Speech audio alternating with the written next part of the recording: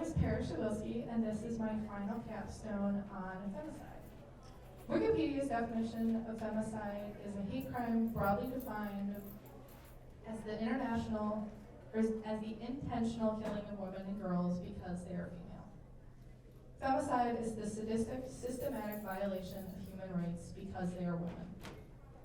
This is occurring so often that Mexican and Latin American countries have come up with their own term for this genocide of women, femicide. This is where the word originated from. According to the Mexican Attorney General, in the past 5 years, there has been a 137% increase in gender-based homicide. My capstone project involved research of femicides across North America. Behind me are the faces of women who have been victims of femicide. In this presentation, I will be going through some of their stories, but if you're interested in hearing more about the others not mentioned, I invite you to come visit me in my showcase presentation. Before we begin, I will warn you that this is a heavy topic involving violence and deaths of many women.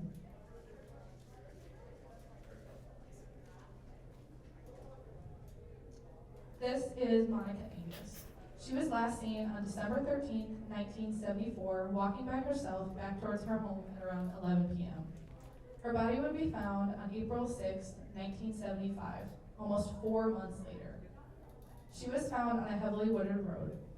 The night of Angus's disappearance, 2 witnesses reported seeing a car pulled over on Highway 16 with what looked like a man and a woman sitting in a passenger seat.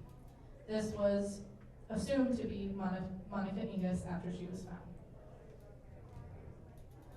Highway 16 is also known as the Highway of Tears, where it is believed that as many as 40 women have gone missing and murdered. A majority of these victims, indigenous women, and the Highway of Tears being an ode to the Trail of Tears, where over 60,000 Native and indigenous people were forced to walk the trail and relocate.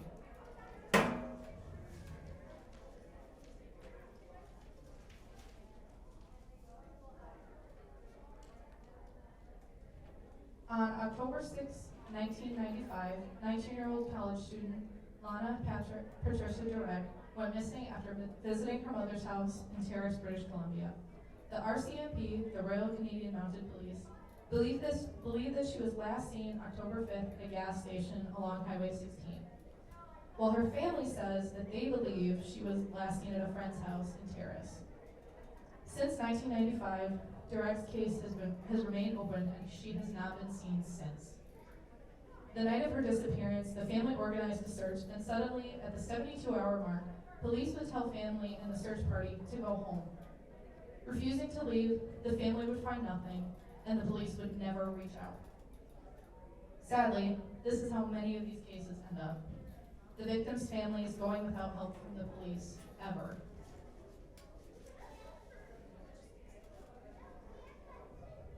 I wanted to call attention to the many question marks on this screen. All of these are recognizing and representing the women whose names I found, but no information. These women are Roswitha, this one's a tough one, Fish Bischler, Monica McKay, Nina Marie Joseph, and Teresa Humphrey. This is also not including all of the women who have yet to be found or connected to femicide. Due to the already high number of femicide cases on the screen, I can only imagine there are so many more women that have not been brought yet to justice. Jocelyne Calderon was last seen December 30th, 2012 on her way to a friend's house. Jocelyne has yet to be found. She is a part of the Women of Ciudad Juarez. These are femicide victims from Juarez, Mexico. Known for its manufacturing industry and role in Mexican revolutionization, Juarez draws many people for work in their industry. But Juarez has a reputation of being one of the most infamously dangerous cities in the world, especially to its female residents. Similar to my research into the Highway of Tears cases, there are many women whose names I found, but again, no information. I would like to acknowledge the language barrier between Juarez, Mexico and America, but I still, as much as I searched, could not find anything on some of the women of Juarez. So why is this important? All of these women are people and met incredibly violent ends to their lives. Most of them and their families have gone without justice and without knowing who took their lives. Many women have become victims of femicide, and this problem is only going to grow if we do not spread awareness on this issue. Through forensics competitions and presentations, I have made it my mission to create awareness for these women, their families, to call attention to how prolific this issue is. Femicide is an issue of racism, sexism, and human rights. These efforts to raise awareness will work towards providing justice for femicide victims. Thank you.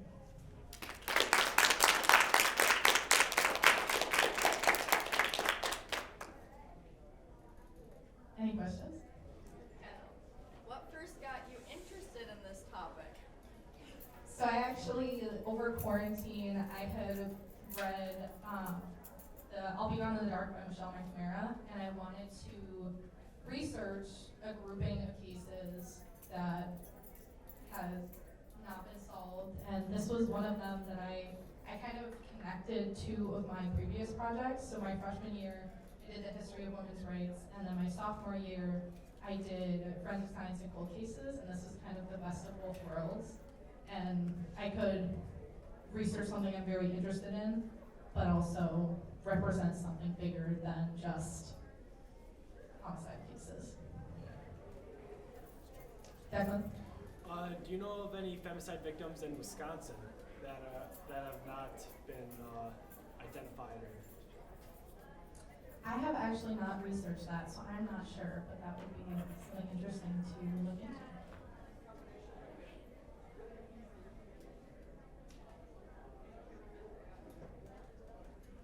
So, you talked and used examples from both Mexico and Canada. So as an American woman, U.S. citizen, what can I do? Like, you are using all of your mechanisms that you have and outlets to talk about these things. But if I were to bring this up within, like, my own community, what could be things that we could do beyond just talking about these women? Are there tangible things that we can actually do to make impacts on this large of an issue beyond just talking about it and making people aware? Because I think often in situations where we're trying to bring to light injustice, we get caught up in, well, we just need everybody to be aware of what's going on. And as someone who's heard a lot of that from her own generation, I'm wondering, how do we take it a step further? Like, what are some things that I can actively do, or that you would recommend people in this crowd to actively do about this situation? That's a big question. I think just listening to the stories of, because some people in the Indigenous community, they experience injustice many times throughout their lives, and I think there are so many more stories that don't involve this drastic, violent end. But I think one thing I think about is when the Gabby Petito case came out, a lot of people were focusing on that, but there were so many other women in her state, Indigenous women, that also lost their lives. So I think it's creating equality between our Indigenous victims and, say, white women or white victims. Not that those aren't important, but just creating a sense of equality between the two. I don't know if you looked into this very much, but what do you think the impact of like the cultural differences in regards to like the number of cases or like the violence of the cases? Like, are you saying like how they culturally view women? Yeah, like Okay. like you know, like the differences like in different places, how they're different, you know, like how the cases are different. I think one of the things, especially in Juarez, Mexico, that I found is that women are typically like they're not seen as equals in some other countries, and I think that goes into it. But I also think because most of these victims are Indigenous or are just not your white victims, I think part of it comes down to racism, and that's why I mentioned racism as an issue, because many of these women are indigenous, are Mexican women. I think it comes down to racism, but also not seeing women as equals, especially in Juarez, Mexico. That's one of the places where women are not always seen as equals and indigenous. And when I was researching indigenous victims, a lot of women in the indigenous communities had to resort to hitchhiking, which is actually how many of these women had to get around and how many of them met their violent death.